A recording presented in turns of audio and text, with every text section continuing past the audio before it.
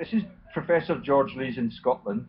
We're going to be talking to John Patterson, who's an activist on fraud and on national treason. He's an Able Danger member, a very informed person, lives in East Sussex. And the main talker is going to be Gordon Bowden, who's going to give us an introduction to the topic just in a few seconds. Gordon, over to you. Hello, George. You asked me a while ago my involvement in fish conservation, and I told you that throughout my military life I was a keen fly fisherman and active piscatorial society member. And well, in the Transkei, where I was at the University of Transkei, I actively participated in trout hatchery work, which was the milting of hens and cockfish and going around the duties of hatchery.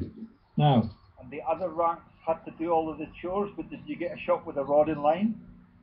No, I also used to stock various rivers and flooded lakes.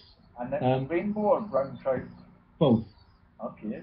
And brook trout, because we were feeding off basic cold water mountain streams that ran through the hatchery. But my main link to this was a guy called Jonathan Richard Reynolds. And within my research of fake virtual oil, gas and mining companies, this man struck a note which is going to link directly to Scotland and to yourself. And I'll tell you how. This Jonathan Richard Reynolds has 9 corporation affiliations. And a few of them were Natasa Mining UK Limited, Kaz Gold UK Limited, Euromad UK Limited, and Tarquin Resources PLC. Now, then he also operated out of UMC Energy Limited and Toledo Mining Corporation Public Limited Company. Now, Tarquin Resources PLC, one of the previous companies I've named, has a company director called Charles de Chesles, and this man is a Frenchman, and he's a thief and fraudster who I have named many times. How do you spell de Chesles, Gordon? It's Charles as normal, yeah, and then DE, Delta Echo, and then it's Charlie, Hotel, Echo, Zulu, Echo, Lima, Echo, Sierra. Got it, thank you. Okay, and one of his co-directors was this man. His name is John Philip Henry Scumberg Scott. Does that name ring a bell? No. Well, it should do, because among the companies that he's Scumberg. Scumberg. Scumberg. Okay. That's Sierra, Charlie, Hotel, Oscar, Mike, Bravo, Echo, yeah. Romeo, George. And it was John Philip Henry Scumberg what? Scott. Okay. No, I cannot recall hearing about him. Okay, among the companies that he is associated with, he has 11 active, 17 resigned, and 3 dissolved. This Mr. Scumberg Scott.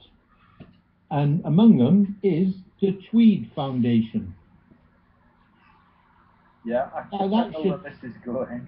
This should ring a bell with you. Yeah, so we're going to talk about Peter Stortford Darling at some point. the directors of which, Duchess Victoria Mary Sutherland, His Grace the Duke Guy David Innes, what's that, Keck, is it? Yeah, he's a local landlord. He's a relatively decent person on the scale of Roxenberg, eh?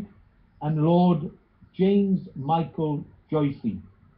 Yeah. So you will understand that there is a direct relationship by common association to the very people who I have named as directors of Ponzi scam virtual oil, gas and mining companies. And they operate... So the Duchess of Sutherland is in that category? He's in the Tweed Foundation. But that's So not a he's, crime in itself. no, look, I'm saying by association. When you trace back the people who take a bung, which is 50 to 100,000 pound a year, if you want to corrupt somebody in order to steal hundreds of millions, it's nothing to bung somebody 70,000 pound a year just to be on the board of directors. Do you get my drift? Was Peter Storr McDarlin in that listing on the Tweed Foundation? No, but you've got to understand that this John Philip Henry Scumberg Scott, among his directorships is Lazard and Co. Yeah. J.P. Morgan Claverhouse and Schroeder Japan. And so you have somebody that's associated to major corporates and financing institutions that these companies are silting money out of because they're non-insured, they're unsecured loans to these Ponzi scams. And they must come from a source. One of those companies you cited is a fraudulent trader. They have no products. Which one? The long list of companies that you gave us under Reynolds' name. That's correct. These are just the vehicles used to steal money from financial institutions, but with complicit directors of those institutions who allow the movement, the unsecured, unrecorded by corporate document filing of these companies, which become toxic debt. And the only reason that these bankers are allowed to get away with this is that when the auditors do the audits of the banks, all that they declare are that these were high risk activities which didn't pay off to the bank. Do you understand? Still recording, because mine has been shut down accidentally in inverted commas. John, are you still there? Yes, mine's loud and clear, George. No problem. So good lad, I'll start mine over again, but Yep. It's attenuate slightly. Okay, sorry Gordon. Yeah, so what I should do is have a look at the Tweed Foundation, because I would be stunned if you did not find Douglas Holmes and the people that we talked about last week. Because this is likely to be a Scot from the Walter Scott dynasty. You know, he's a border hero. Yes. And as I explained to John, when the returning troops were returning from the Napoleonic Wars, he fronted the killing of 80 of them, executed in Glasgow for trying to start strikes or get the Union movement in Scotland going again. When they came back from World War I in 1919, the workers in Glasgow went on strike so that they could reduce the number of working hours for the average man per week from 55 to 30 and share jobs amongst twice as many people. That was declined. They brought the tanks in, and they brought the tank commanders in from the south of England to put down that strike.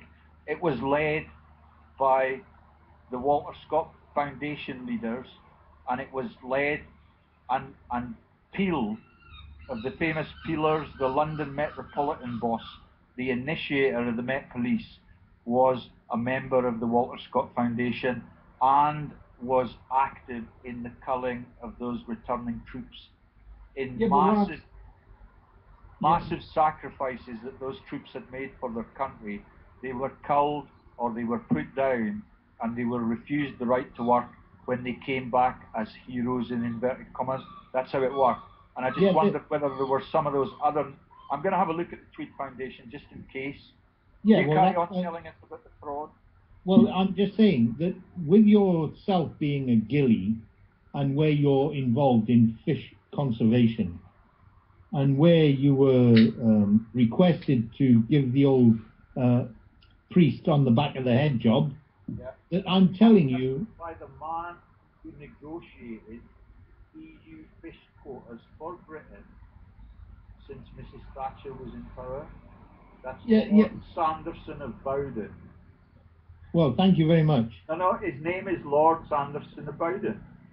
Well, I could be related. Sacked me for refusing to kill fish in the period where you're not allowed to kill fish according to the Tweed Commissioner's Code. That's why I...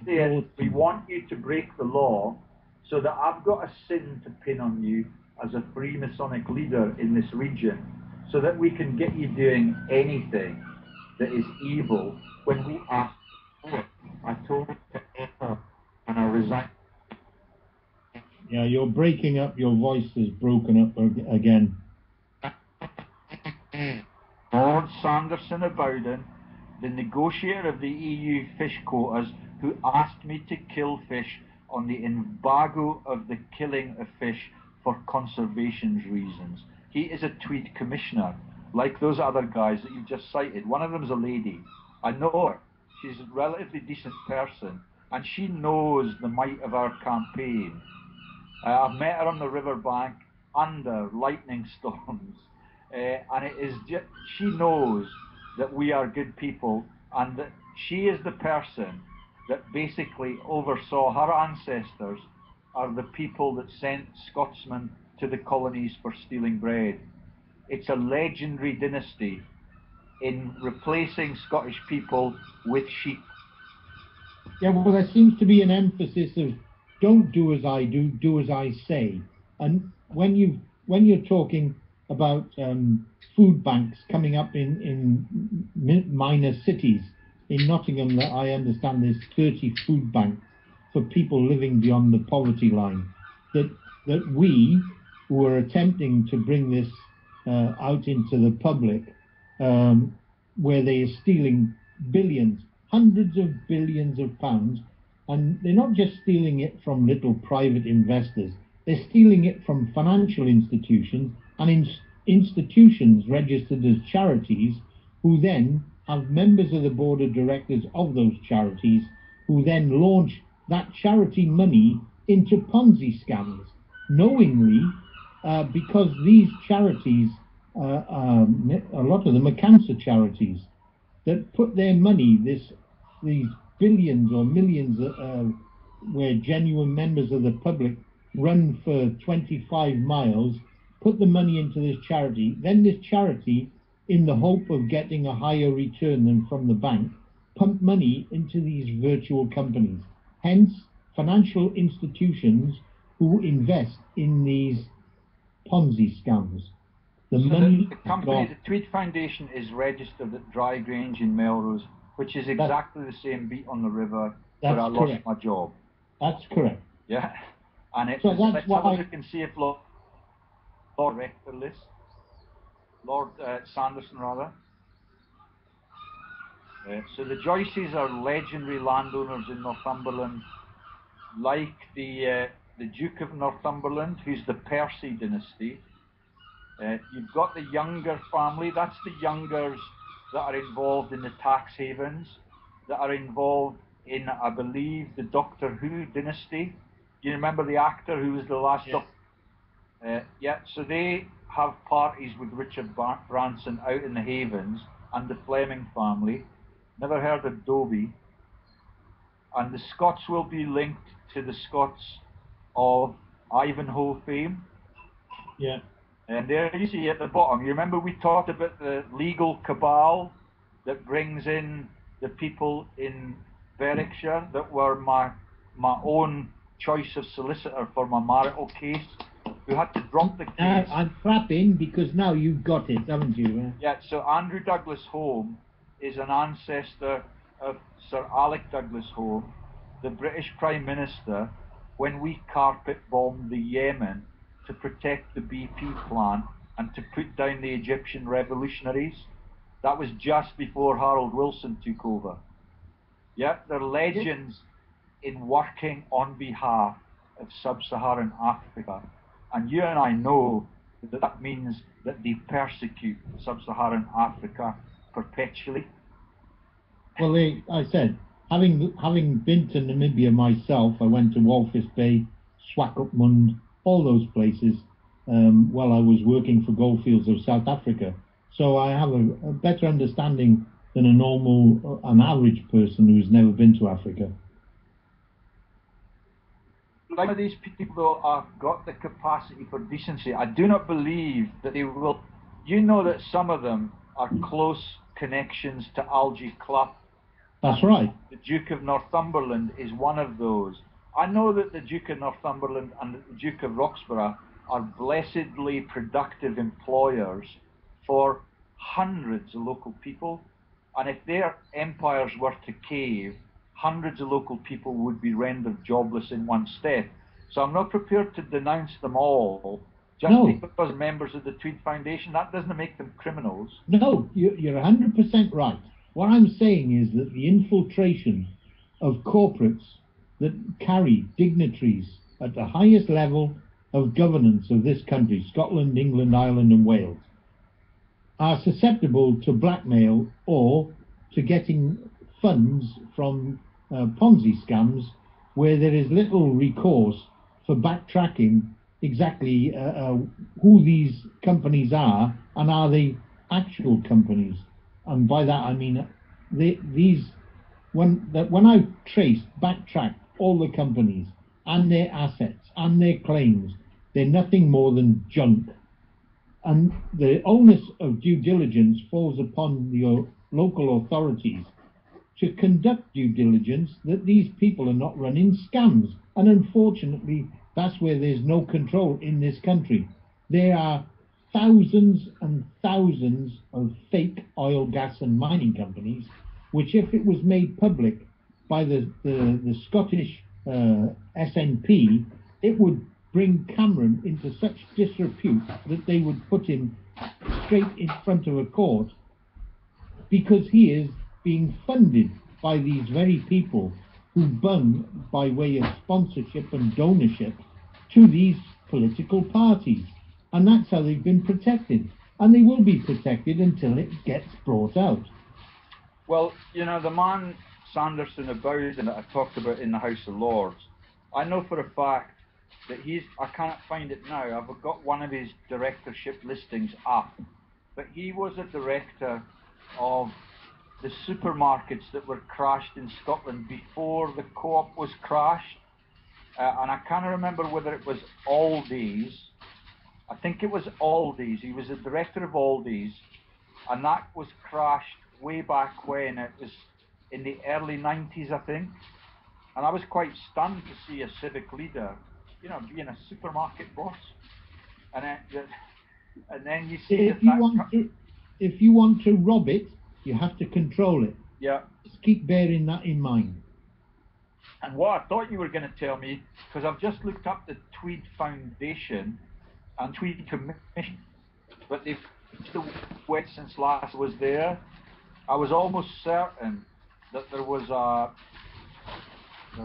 Stormont Darling in the cabal, and you know, this is purportedly to regulate the fishings, but when you look at some of the sites and you see the money that they've got at the bank, and you understand that all of it has been taken away from local fishing rights.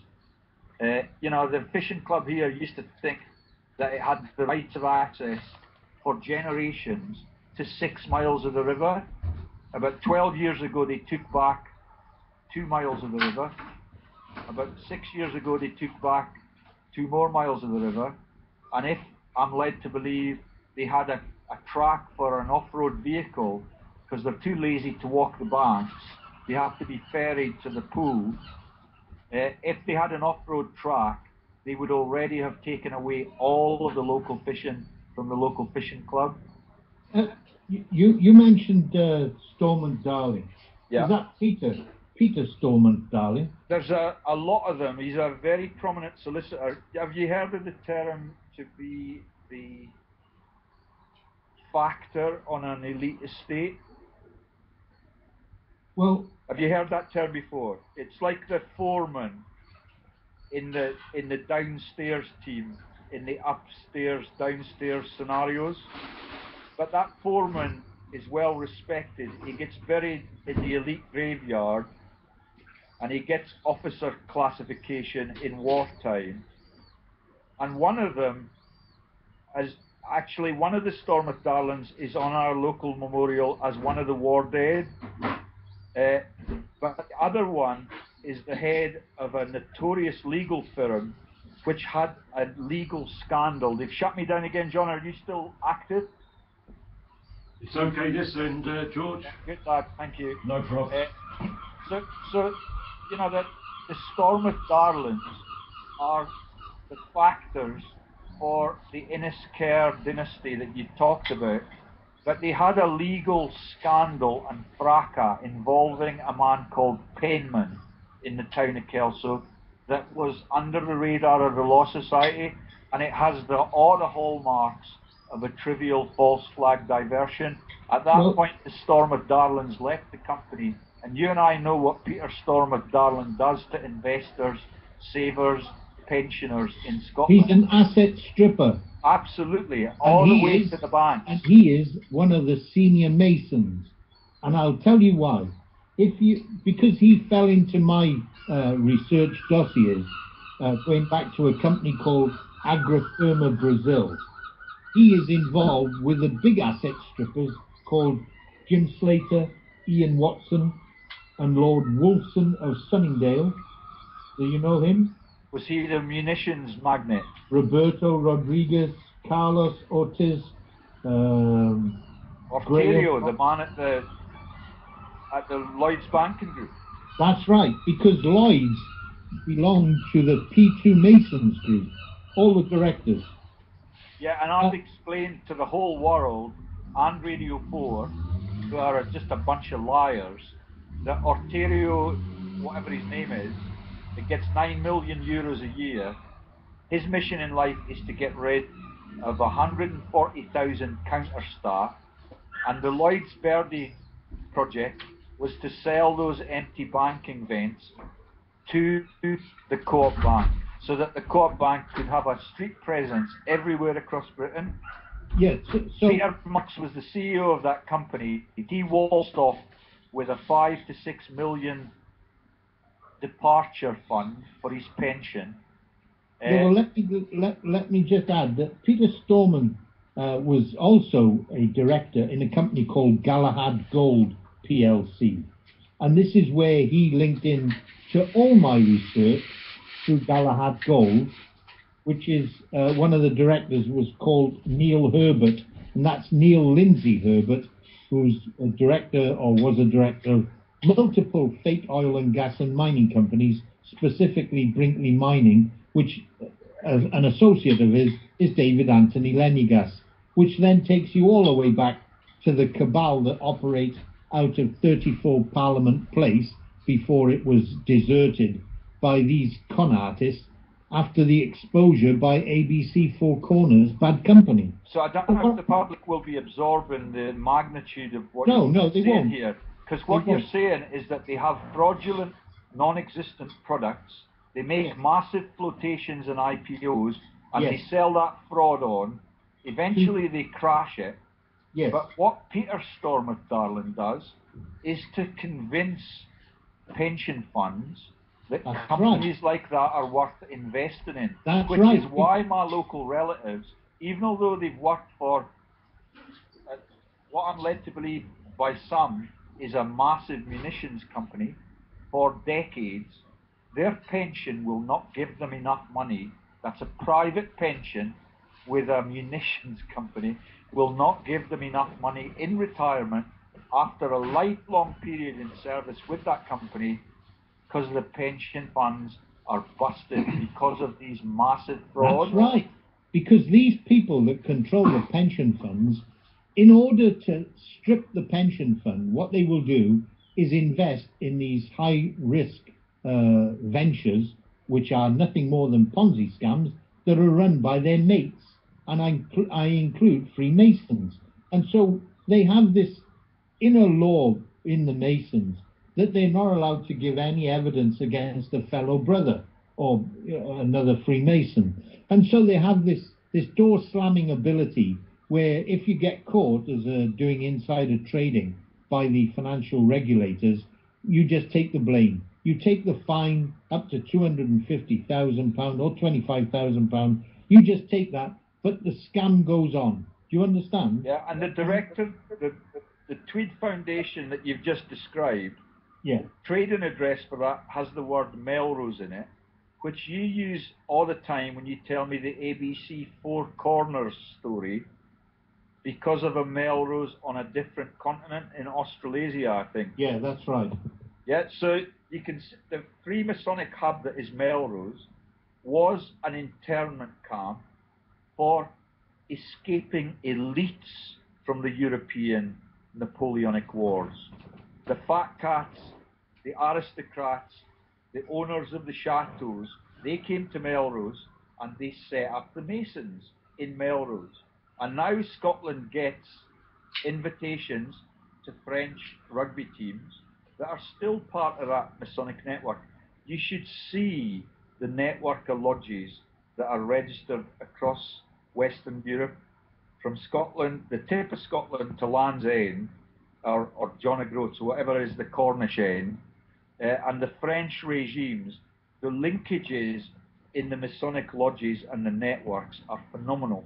That's right. And so that's where we get our rugby coaches from now. It's an inept Australian that nobody's ever heard of, and he's there to dismember the game and pretend that nobody realises that they're taking the money all the way to the top of the game, which takes me to a topic that John raised yesterday, which was fraud in Yorkshire, and he mentioned the Winterbottom name, and I immediately replied with the boycott name, and that Elysia Jacobs man, the fraudulent secretary for the Boykes, Jeff Boycott scandals, and he's tied in, I believe, also to the Michael Parkinson Ponzi schemes that I reported weeks ago.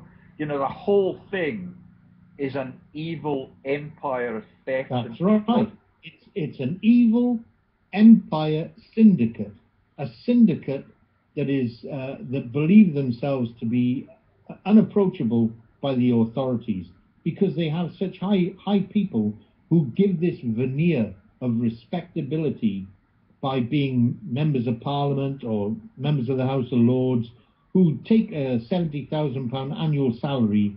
They conduct 4 meetings in a suite address, and they just take the money. That's all they use their names for. People like His Right Honourable Peter Lilly, Peter Hain, Margaret Beckett, all these people, members of the House of Lords, who are non-executive directors of these virtual oil, gas and mining companies. They are nothing more than scammers that have given their name for others to create massive money laundering vehicles that asset strip banks and financial institutions and then rape the little poor private investors. That's what it's all about, George.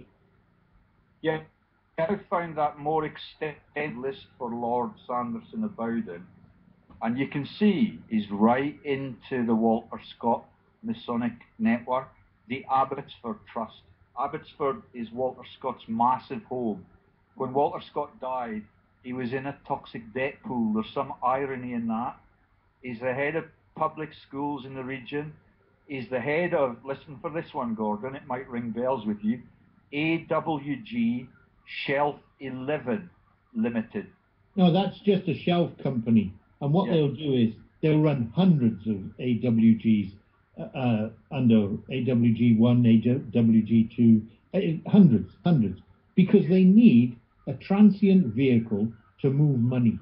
The money this man and I talked about fraud at lunchtime on my 1 day's experience working for him before I resigned, refusing to kill his fish.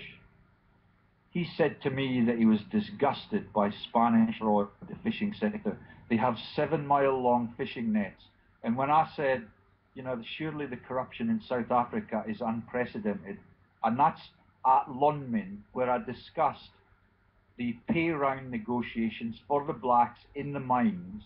They were summarily shot dead with automatic weapons in those negotiations, and the local ghillie said, at the, you know, with a bead in his eye, best thing for the black bastards.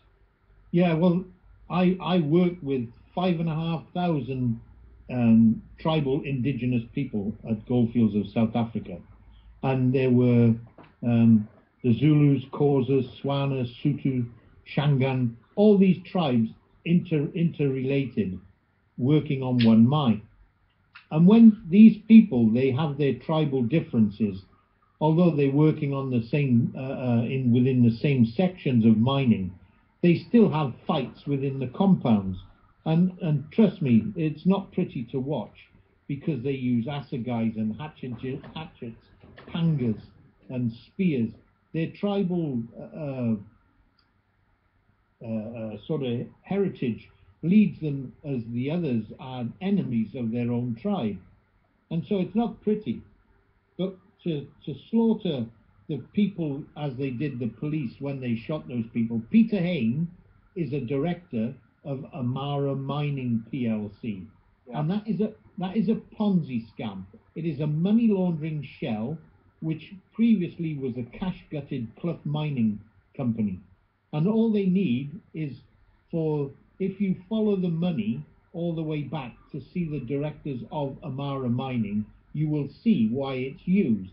It is purely a money laundering shell to asset strip a parental company and move money into subsidiaries and joint venture partners. Hence, it's so easy to steal billions because these people have never been confronted. Can I just read off the list of holdings that Dan's got that gave me the sack on day one, or I resigned on principle that I would not kill so that I could then be enslaved by his Freemasonic movement? I'll read off all the companies. Aldi's PLC, that was the predecessor to the crashing of the Co-op Bank. It was crashed. He was a director from 1993 to 1999. And there are some fuel companies, Gordon, that may be of interest to you. UA Group Limited, UA Fuel Limited, you've not heard of those? I've heard of them all. And are they virtual product frauds? Carry on. Freetown 2 Limited, No. AWG Shell 11 Limited, Kairos International Limited, Consensus Scotland Limited, Scott Coal Limited. We've just gone through a shenanigans about Scottish mining interests all being shut down because of their lack of productivity. But you will be aware that they're selling stocks and shares and bonds on virtual frauds like that, like the renewable sector that we talked about. Well, what happens is that you get what they call trickle-down frauding, which is operated like people like Andrea Davison, who will be selling fake share certificates to unsuspecting investors all over the world on those companies. That's how they work it. There's like a trickle-down feed of fraud from the very top of virtual companies like coal, gold, diamonds, uranium, platinum, anything that they want, they can use as a vehicle, and then the trickle-down fraudsters that they incorporate then sell jobs for mining, jobs on oil rigs. The scams are limitless. So I told you yesterday when we were talking about John's pension being worthless in the casino sector, that we have the Scottish Military Tattoo now has a subsidiary in Las Vegas, which is headed by the former head of our local council, who's also a member and former chair of the Walter Scott Foundation. Let me tell you about two military organisations where the directors are Lord Charles Russell Sanderson, the Right Honourable, the man that has been in charge of the EU fish negotiations for 30 years. The King's Own Scottish Borderers Association funds, the KOSB Museum Fund. So they make money from the sacrificial gestures of the local troops who get culled by them in all sorts of campaigns globally.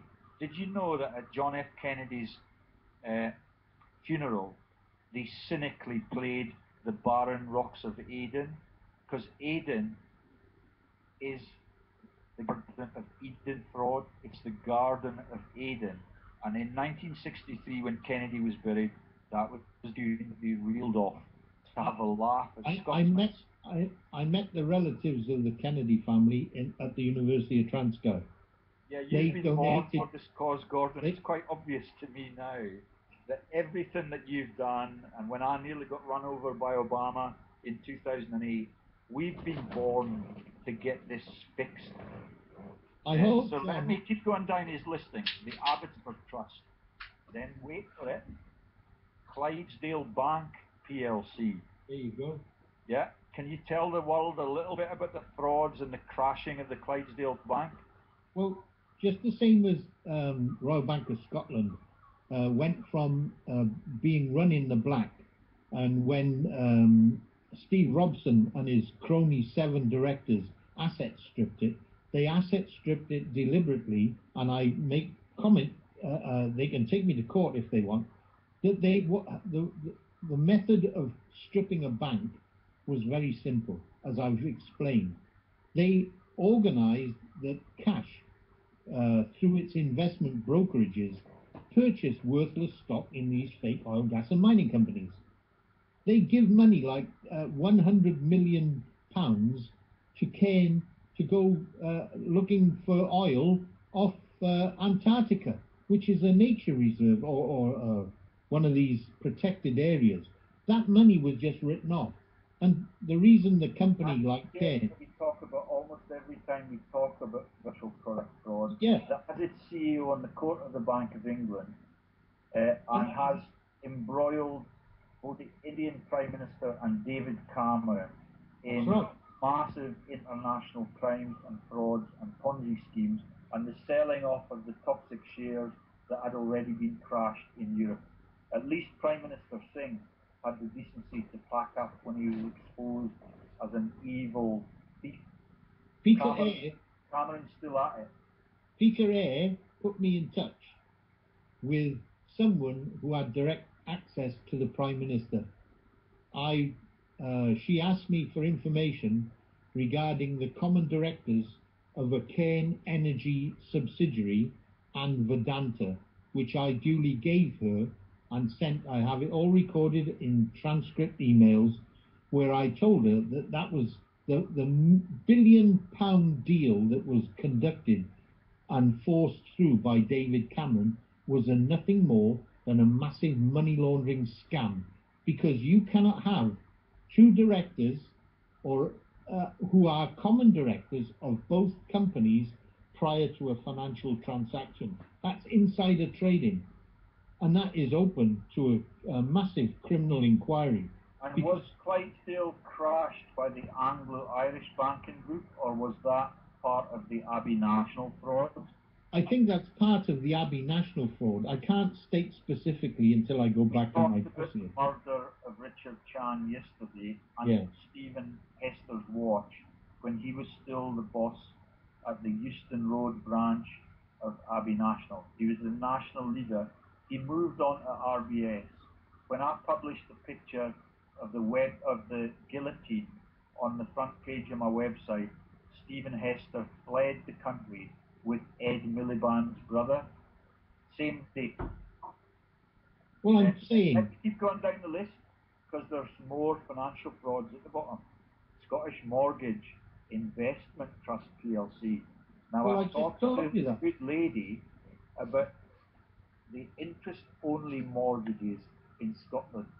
Do you remember when we had endowment mortgages? Yes.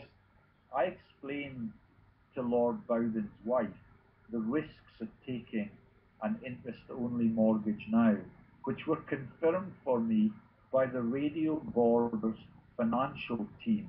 We talked yesterday about radio corruption, propaganda, the overriding of the media in local areas by multinational magnates like Murdoch. Yeah? So what you get when you get an endowment mortgage now is the privilege of owning your own home, but only for the period when you're paying back the interest on the loan.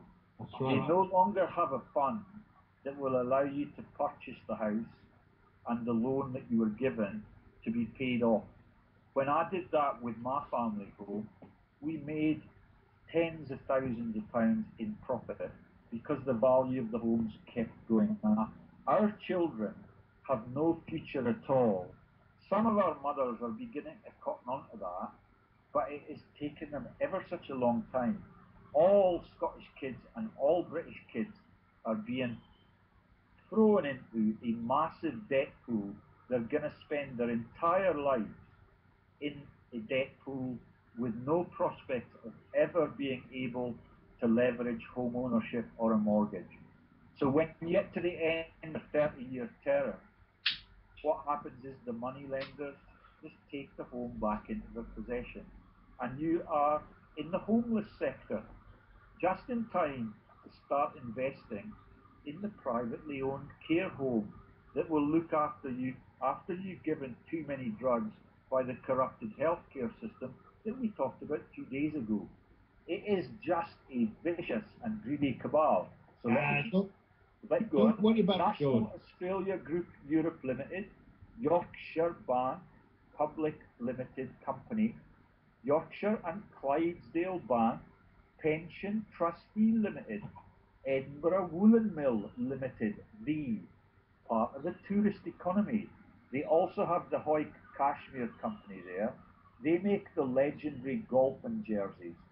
But the jerseys are made by slave labour in China. They get put in bags in Hoy, and they get a price tag of £250 slapped on them because Tiger Woods wears it when they get their cheap publicity. Or the man that has the Santander logo from Ireland gets them the cheap publicity. The whole thing is an empire of fraud and cheating. You tell me a little bit more about what you were going to say. On the banks? Yeah, on the little cabal that we were into. I forget. Well, if you take a pension fund, a private pension fund that's operated by a corporate, what they're asking you to do now is that you will put in and the company puts in. Now, when the company puts in, if it's held into a trust, those people that are directors of that trust have access to that capital, who can then invest it by buying bulk shares in these worthless Ponzi scams. And eventually, your money is gone. And they will have all the answers ready when you ask, where's our money gone? Well, it was this company was doing tremendously well. It rose 600% over 12 months. We invested the money, and then it dropped less than 20 pence. And your money is gone. But you're not going to find out for another 40 years, if you get my drift. Yeah, that's how Ponzi scams work. Do you get that? Yeah, it is playing those on everybody's face, and If everybody realises what is happening.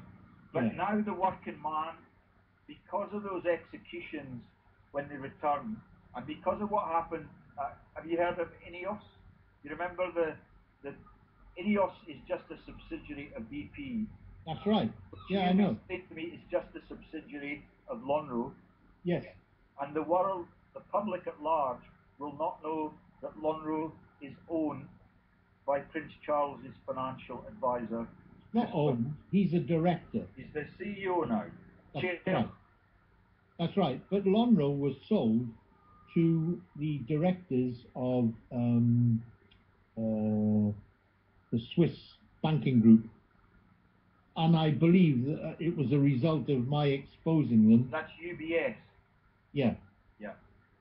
And so what they did was, because UBS were the backstreet corporates involved with all these Ponzi scams, when they did a duck from 22 Arlington Street attached to the Ritz, they ran to 25 Berkeley Square. And when they ran there, that's the same address as Cadbury Schweppes. Do you understand? Yeah. So when they ran there, if you check the directors of Cadbury Schweppes, it's the same thieving shites that stole all the money in other corporates. These people are not just a cabal. These people believe themselves unapproachable by the authorities because they have people in royalty who are shareholders of companies like Rio Tinto and Barrick Gold Corporation. And once you start looking at BP and Barrick and Rio Tinto, you'll know you get to the top of the pile, the excretia pile, because they have people who operated in Barrick Gold, like George W. Bush. And the biggest arms trader that you can get was Mohammed Adnan Khashoggi.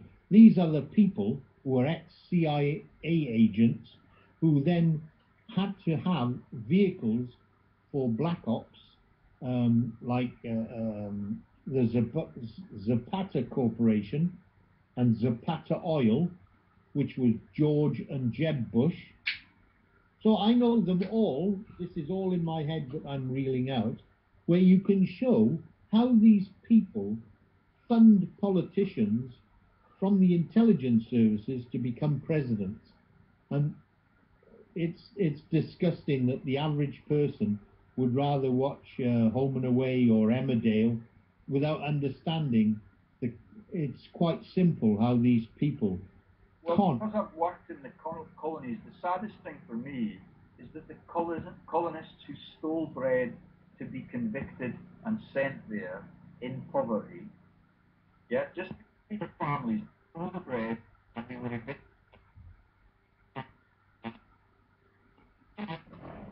Your sound's gone, George. Yeah, your sound is breaking up all the time, George.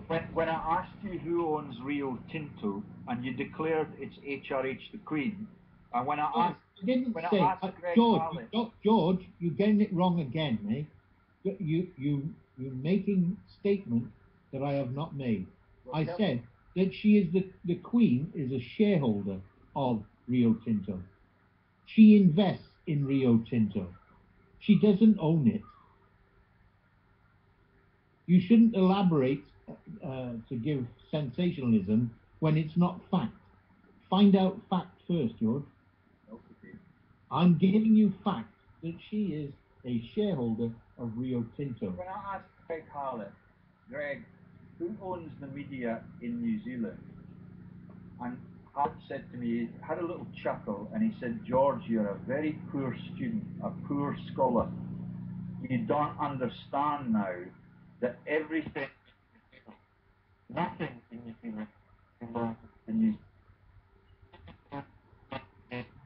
George, your sound is breaking up all the time. Man.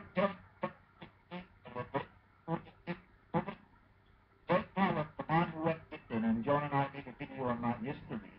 Because of the illegitimacy of the British monarchy, when I asked who owns the media in New Zealand, he said to me, George, you're a buffoon.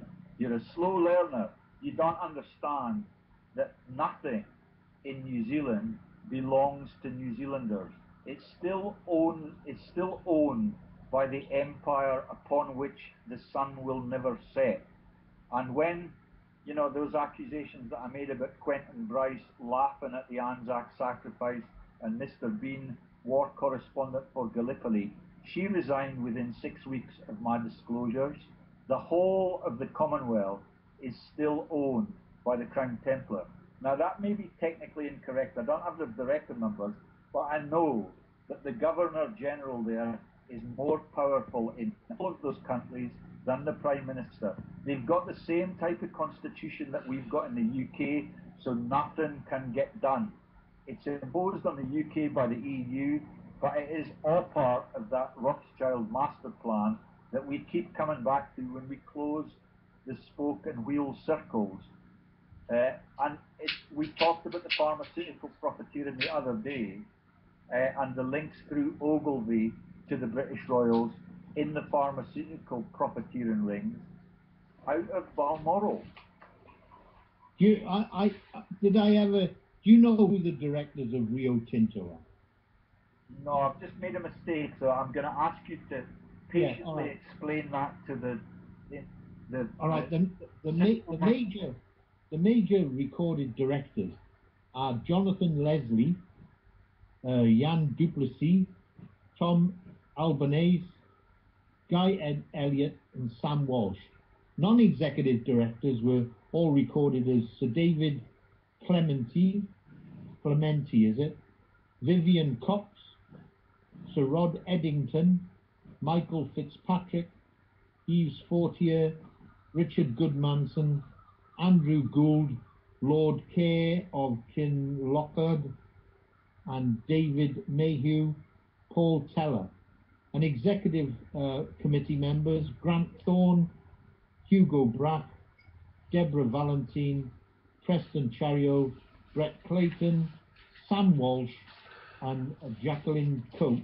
And then there's other senior management. But my link came through Sam Walsh, who comes from Axmin, and Axmin is the mining arm of Oryx Natural Resources, of which who the directors were Geoffrey White of Lonhro, Ambassador Francis D. Cook, and the SAS commanders. So you have the complete link to 22 Arlington Street, which are linked into Rio Tinto, which is short name RTZ.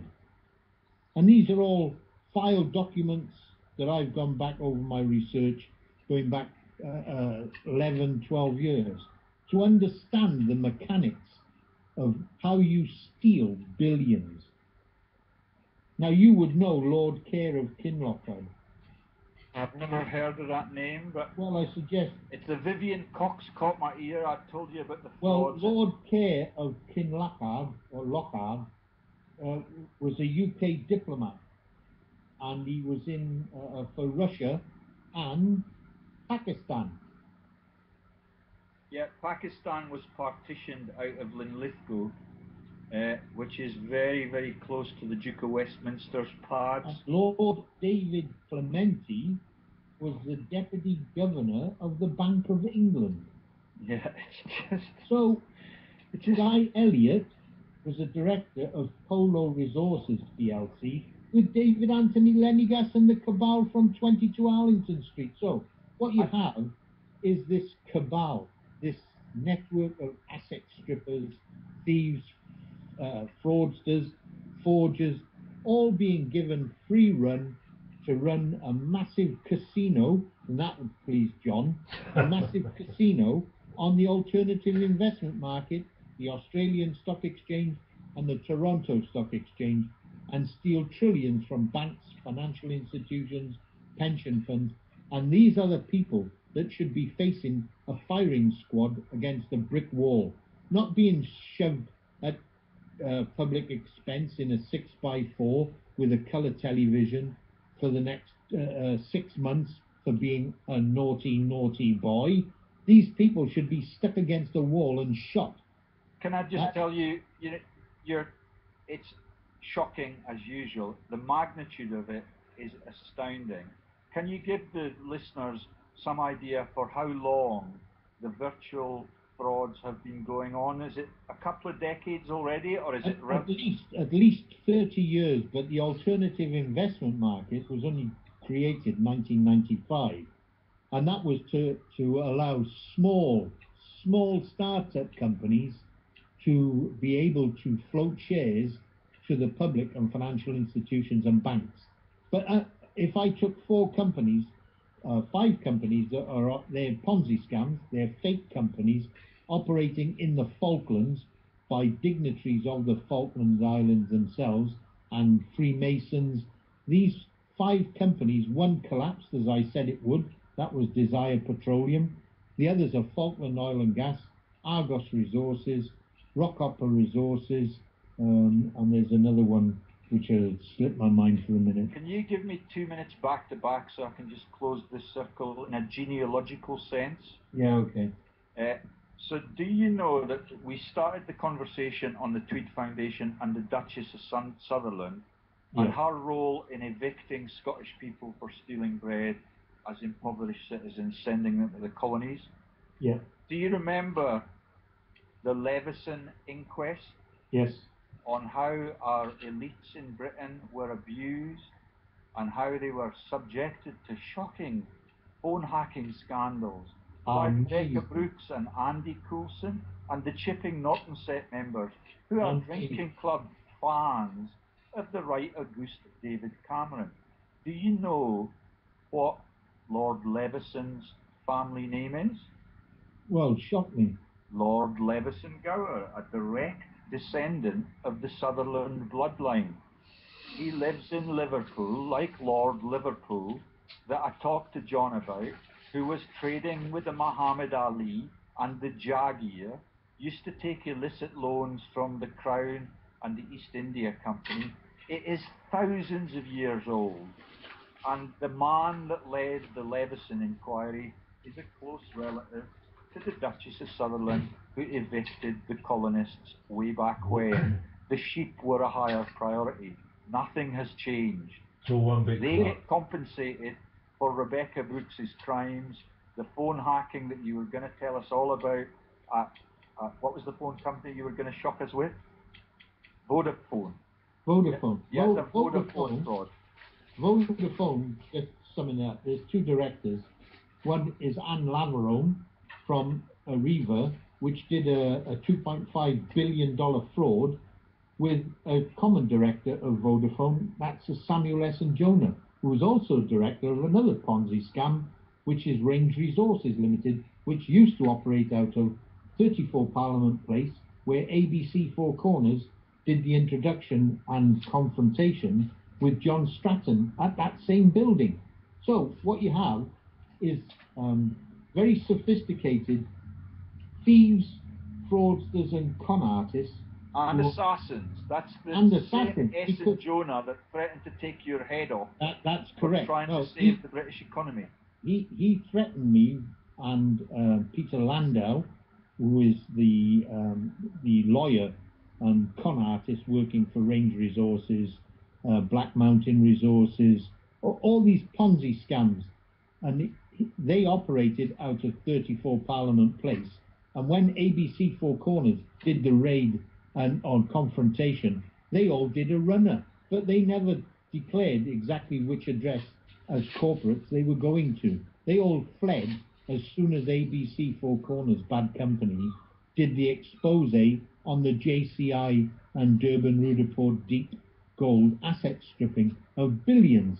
These people have no conscience because they are well protected by members of the House of Lords, members of Parliament, royalty. These people. The head of Interpol, who was a South African, That was for corruption himself. That was Jackie Salebi, Yeah. and he was involved covering up the same fraud of my partner in her fraud, which was there were over 800 victims, 2 committed suicide, and that was $130 million US. And Interpol is the highest ranking law enforcement agency on the globe. Would that be a correct estimate? That's correct. And what was he convicted of? Salebi at the head of that organization? Salebi. He was convicted of fraud and organized crime. But he only served a very short sentence, 3 months, I think, because of his ill health. But however, he was working with some of the biggest scammers and con artists, and he used crime money, organized crime money, to pay for the function that got him elected as the head of Interpol. Did I ever tell you that one of my most productive issues as an activist was when I got a receipt from the head of Europol? He's a Yorkshireman, probably got interests in One Park Row. Yeah, it's just vicious. Crimes against the people of a massive magnitude and over a 30 to 40 year term, you're telling us. Well, if you looked at the history of David Cameron, our Right Honourable Prime Minister, and understood that his family, his father, Ian Donald Cameron, was a share trader, you can understand how easy it is that they have progressed their fraud, theft and money laundering, because they are experts at what they've been doing, and it's been passed down generation to generation. All these people with mass wealth that have generated their wealth out of scams and frauds and Ponzi scams. These people are experts, but they're also, most of them that I have found when I've backtracked them, they are Freemasons, and they are higher end Freemasons. The higher the crime, the higher the Masonic, they go up in a lodge. And what they do is induce people into the Masonic lodges that they can manipulate and blackmail to further their cause that they have been conducting all the way to the top. Well, I sent George an email, but we won't discuss it. And do you know what I'm talking about, George? Is it on my domestic issues? How my people I know got invited into the Freemasons and what they did. All right. But we won't mention it just yet. Well, we've talked about I the understand, the Freemasons. It's Walter Scott country. When Walter Scott initiated the lodge in Galashiels, I forget what year it was, there was a massive earthquake in Galashiels. I know that God's on our side. We keep coming back to the same issues. But you know, that seismic activity in the UK. When I went to my job interview in Kent, in Canterbury, they had a massive earthquake. Last night we had all those lightning storms. It's coming right for us, and all we need to do is keep letting it out to the victims of these crimes. George, why doesn't John? Isn't there any approach you can make to the Occupy the Banks network through Able Danger? Yep, sure. But is that not just a bit like the Badger colours? Look, it doesn't really matter. What you have is, I met those people down on the steps of St. Paul's when I was actually in London going to a court case hearing with Andrea Davison. And I spoke to those people, the sort of orchestrated leadership of Occupy the Banks. And I offered them to give them the lowdown on how the banks are being asset stripped.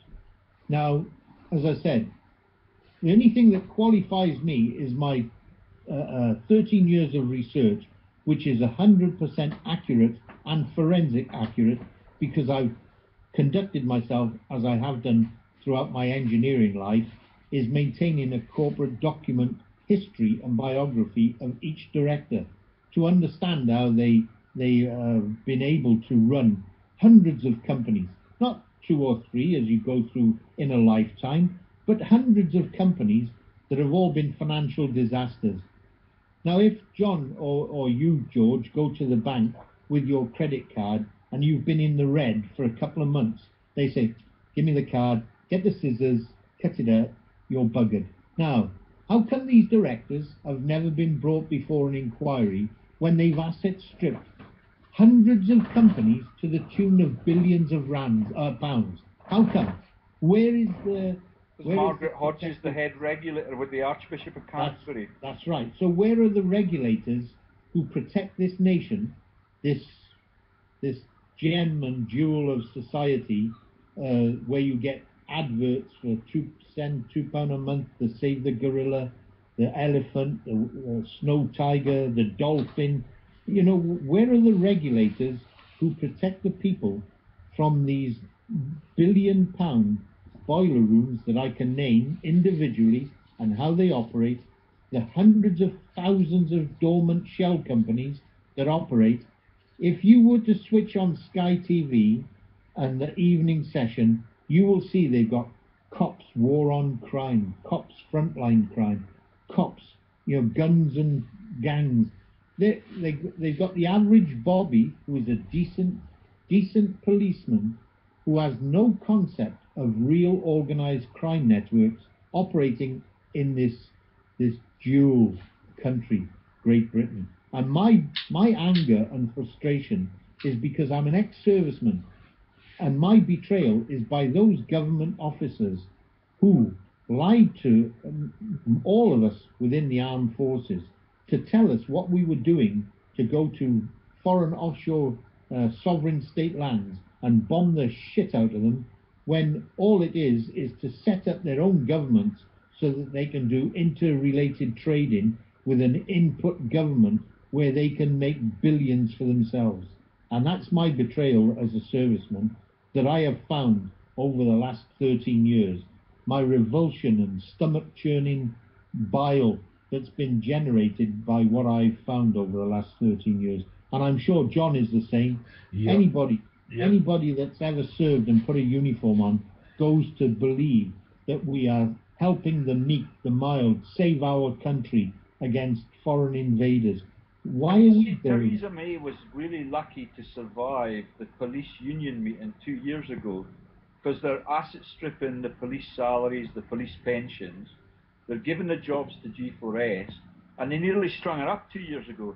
But this year, when they needed to hang together, when, you know, the whole of the public sector was striking, she gave them a relatively decent, you know, pat on the back for their reducing the crime in an amazingly different way this year.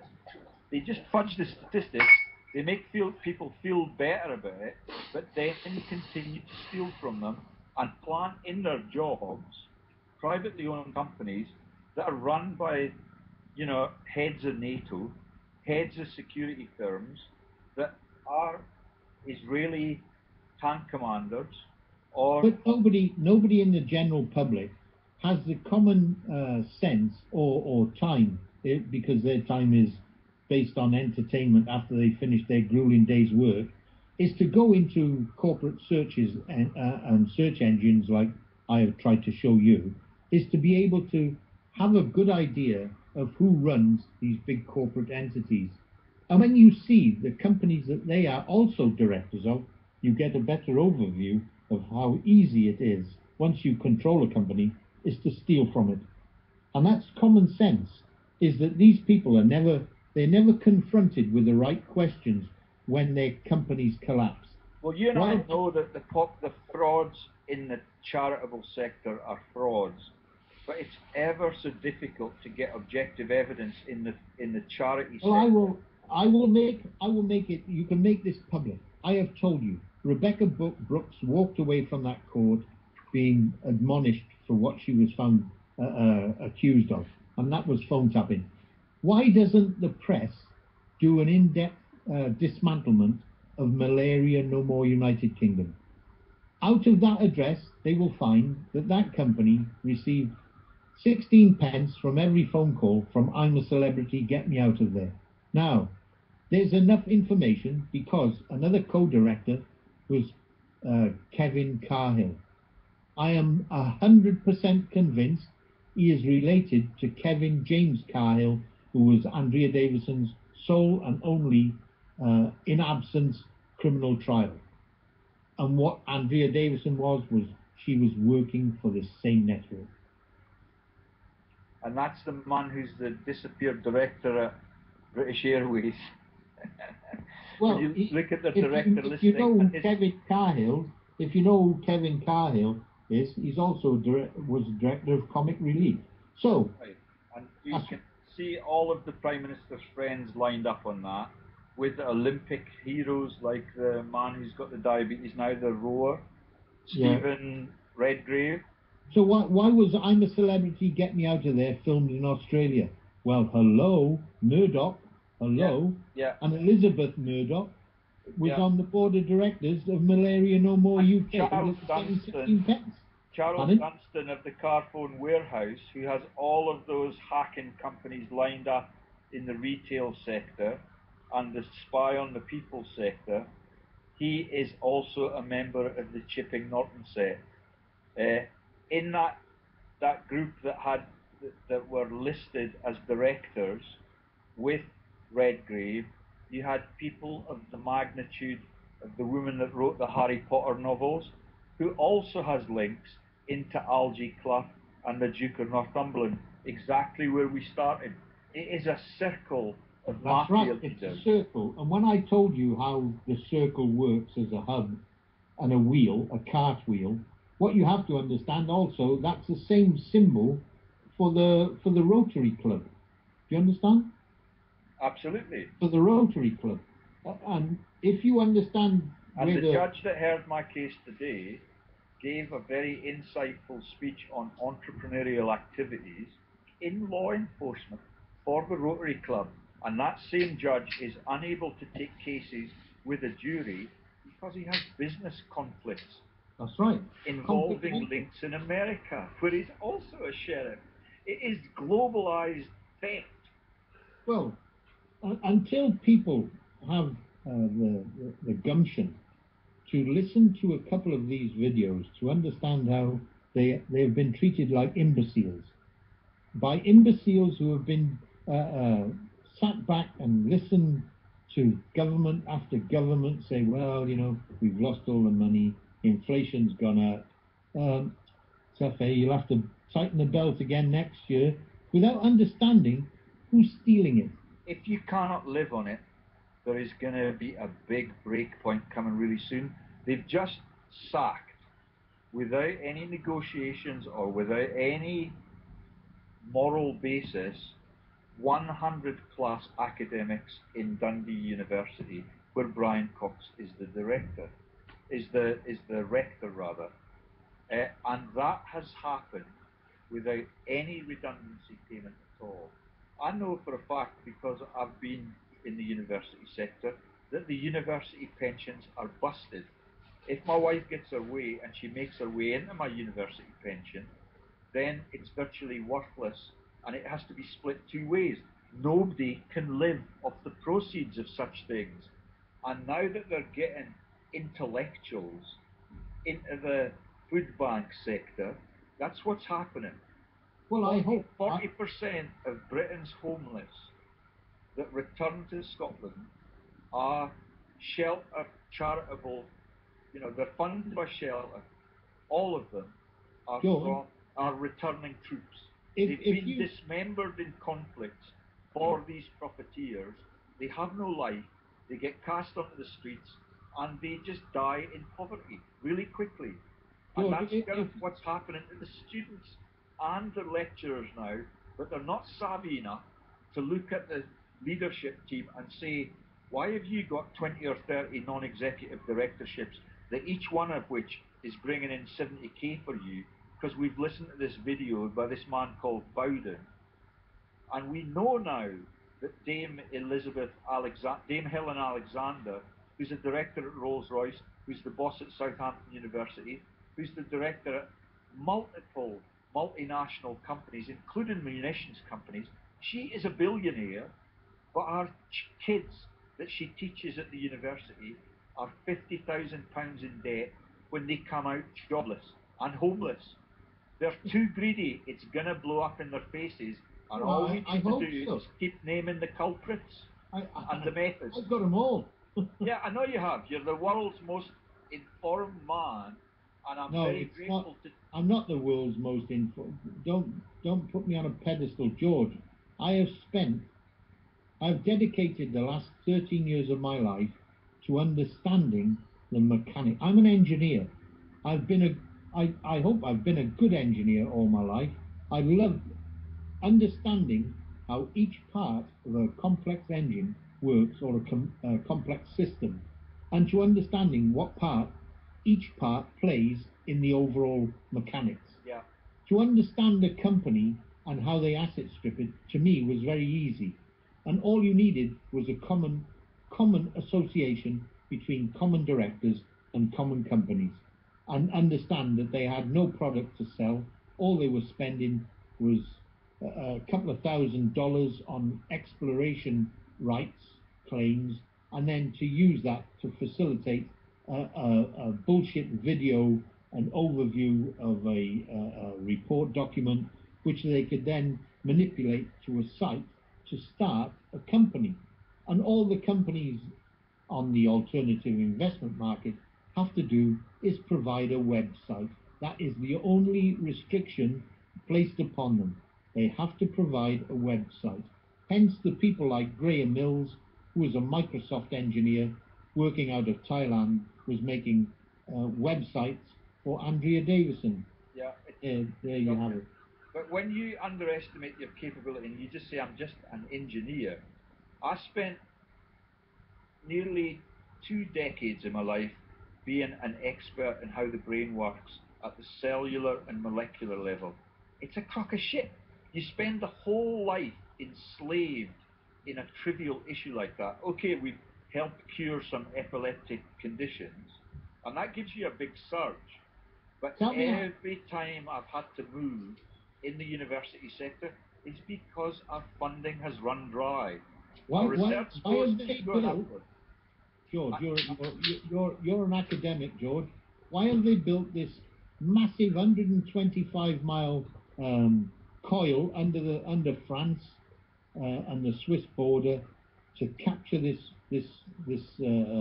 obscure element? What, hundreds of billions or billions of pounds have been pumped into this. What are they going to do with it now they've got it? They're going to create another hero like the other Cox. It's just a diversion for We got Cox. food banks, Yeah, and here they are spending hundreds of billions of pounds. Believe your own publicity stuff. You know, they sent the Mars probe to Mars, And all we got from the entire project The rock. was a photo of the tyre. And a rock.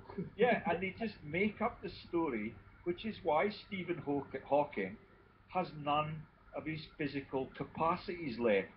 Every time he tells God that he understands the universe better than God, God takes one of his faculties away from him. That's nasty, George. No, you That's should nasty. read Wikipedia, read the entries about what he's published and how he becomes decrepit as a result. Listen, I have to take a walk on the wild side in a minute. I have to go for my constitutional walk with Jaws here.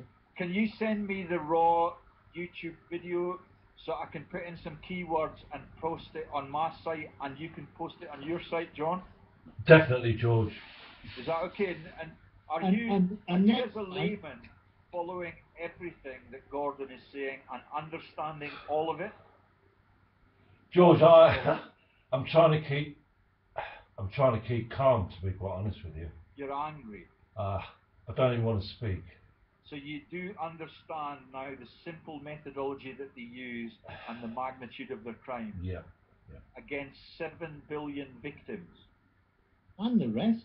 Our task, that's the whole population of the globe, Gordon. Unless you're believing Oh, that... you missed out me. Oh, yeah. 7 billion and one. George?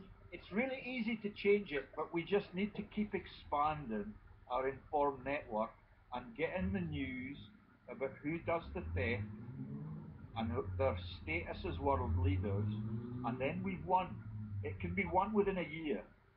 George, I hope one day my children, my grandchildren, will have people in authority and people in power who will be honest people. They will be people working for the people. Because these civil servants that we have in the public sector, they're genuine people. They're people that strive their whole life running councils and things like this. The normal people, the lower end people. When you get to those who control the council and above, and then you go to your regional councils and your parliament and your MPs and your members of the House of Lords, when you watch them on the Q&A in Parliament, it's like watching the Muppet Show. That's all I can describe it. Yeah, only the human race could do this to humans. It's just they are dismembered society just so that the heads of society can have a joke at the people's expense. That's right. It's ever so clever. Only Very a few clever. people get the take from it. The kids get culled. Yeah, well, all I can see is when we have a military force that's spending 8 billion. I mean, the bloody aircraft carrier is not finished yet; it's just a shell. And then they still haven't got airplanes on it for 2 years or 4 years, whatever it is. Where are we going to go? Who is going to attack us? The most people that we are trying to fight now in Afghanistan and Iraq can't even afford a moped and a set of flip-flops. Gordon, And you're not attentive. Prince Charles has explained who's going to attack us. Ah. Putin is going to attack us because Putin is more ruthless than Hitler. And Prince Charles said that in vast tracts of land in Canada the day that the World Economic Forum was hosted in Putin's St. Petersburg. But Well, not many people know that. Your mistake, George, is that you don't understand how many fake oil, gas, and virtual oil, gas, and mining companies are operating in Russia. And that's where my evidence comes in to say that, you know, you can fool most of the people most of the time. Some of the people, some of the time, you But can't the fool. manipulation of Russia from the Oxford Russia Fund, the Future of Russia That's right. Foundation, Now you've it's got all it. Now controlled from Westminster and New That's York. right. That's right. Now you got it. Well, I've had it for a long time, and Well, I John's had got it a long it because time he's a before. follower. John's a follower of Greg Hallett. All of it was explained. Greg Hallett was trained in St. Petersburg to be the next Governor General or Prime Minister of New Zealand after Helen Clark. Greg Hallett, for some amazing reason, decided to become a truthful citizen of the globe. He was stripped of his PhD in architecture, and he was death threatened 8 times in New Zealand, And John and I believe that he has been murdered by David Cameron and the British monarchy because of the illegitimacy of the British monarchy and the massive number of publications that he has behind that, and the exposure of the lawsuit that he took to 10 Downing Street. He's been disappeared. He was a Skype friend of mine, like you, Pierre. Yeah, why do you think Andrea Davison was running with Pete Sawyer and Jules Lay and Elvin Cecil Lay Club Odessa in Bangor? It was also known as Club Russia, because Andrea Davison, it was a network money launderer for the Labour Party. And this is where Ed Miliband and Chris Williamson, Margaret Beckett, John Hayne, Peter Hayne, all these people who I've given documents on, they're all running like lemmings. But Putin was a spy in New Zealand. He sunk a couple of ships. He was gifted Russia, like Stalin was gifted Russia. Stalin was actually gifted the UN because of his deceitful role in the cull that was World War II. Where are all the Russian oligarchs now? They're running companies like Chelsea Football Club. Yeah, well, one of them... I know all of them. I know all of them. One of them's a steel and munitions magnate. He lives right next to Dunblane, Scotland's richest Russian, one of Scotland's richest citizens, I forget his name, is up in Perthshire, right next door to Dunblane, and Miss Anne Gloag, who has taken the rights to roam of Scottish and British people. She's just like the earlier Duchess of Sutherland. She wants the people cast away into other colonies where her bus empire is still trading. It is vicious, it is greedy, and they are too greedy for their own safety now. And the more articulate people like us continue to enthusiastically and simply expose them for what they are, they get backed further into that dangerous corner. Yeah, we should look for a broadcasting company who will have a panel. John, tell him your news, John, about which companies are you talking to? You've said that we can get me onto a website owner. Well, I posted it to you. It's a chap who's got it's a site that's already paid for, but he's not using. He said we're welcome to use it. I've given you the details on that email, George. I haven't got it with me at the moment. Well, you are remembering, Gordon, you need to touch base with a chap called Jim Fetzer, because we're on his program. I think it's the 21st, which is only 3 days away now. Yeah, I know. And that's a day that I might be very, very busy with somebody that's returning. You know what I mean? Oh yeah. So I might have to do it alone. No. I'll come on. What I need you to understand is, if we were to be able to confront individual politicians in a Q&A, we would be able to ask the questions and provide them with documents where that these right honourable people would be put in prison within a short period of time. Because nobody has been able to be in a position to ask them corporate questions on these boiler rooms that I have forensic evidence. They front over 1 million fake share companies that asset strip banks, financial institutions, and private investors. Not 20 companies, over 1 million. 788, 790 Finchley Road, 923 Finchley Road, 1033A Finchley Road, Winnington House, 2 Woodbury Grove, North Finchley. All these companies, 1 Mitchell Lane in Bristol, 44 Upper Belgrave Road, Bristol. All these places are nothing more than interconnected boiler rooms connected to places like 50 Lothian Road and 126, that other place in Scotland. All these are interconnected boiler rooms, much the same as you would understand the wheel with the spokes and the hub. They are individual wheels that have front, sometimes over 300,000 Ponzi scam shell companies. And that's what needs to be confronted So as the to. salaries go, as the jobs go, as the parking attendants get sacked and have to move to different regions at huge expense, it will cave. If we keep everything simple and explain to everybody why Malcolm Rifkin is a director at G4S, why Yes. G4S have taken over all of the police commitments That's right. all across our country. Council work as well. They All cannot see it themselves. They're so focused on persecuting a drug addict for a cannabis crime. I heard it this morning in the court hearing. They persecute the lowlife because they know they can with impunity. They will not touch the cabinet members.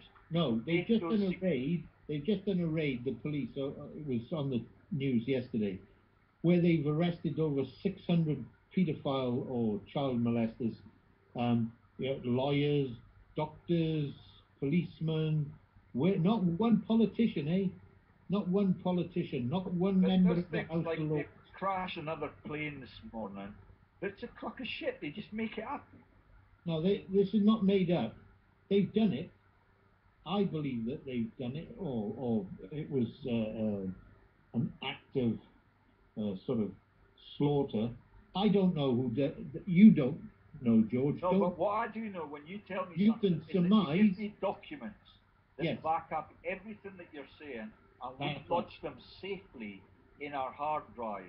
Yes. That's what I want the people to understand. That's what I focus on. Not the conspiracy theories. That's right. That's what I focus on. Yeah. It's very nice to assume that you can join a link there and a thread. Don't go down that route, George, because then people will laugh at you. And when people laugh at you, it hurts inside. Well, that's what I'm trying to say. So, yeah. So when I see something from you, I know it's real because you've got the evidence. That's when right. I see something from the Met Police that's 50 years old, or the Stephen Lawrence case being revitalised again, or the Hillsborough disaster being reinvestigated again, I know it's a cover for something else that's happened in the financial sector or in the fraud sector. I don't know how long you're going to run this, because it's got well over 20 minutes. We'd better stop, but thank you, John, and can you let me have the raw video and I'll put a title of my own in? Will do, George. Is that okay? And we can publicise it all over the globe. Yep. And get the comments in.